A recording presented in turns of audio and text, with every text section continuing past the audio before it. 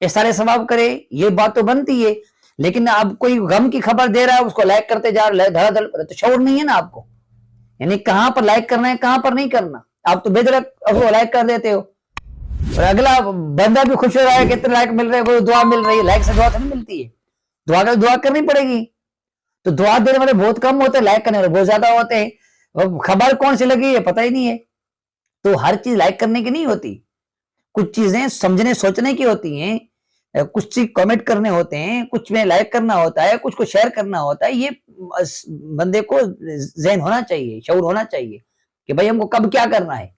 تو لائک کرنے کے حوالے سے آپ کو میں یہ بتاؤں، جو چیز لائک کرنے کے قابل ہو اسی کو لائک کرو، جو اخلاقی لحاظ سے، جو شرعی لحاظ سے، جو عقلی لحاظ سے بات درست ہو اسی کو لائک کرو، ٹھیک ہے، ایک چیز آپ کو پسند ہے لیکن ہے درست نہیں، اب اس کو لائک کر رہے ہو، لائک کیوں کر رہے ہو کہ آپ کو پسند ہے،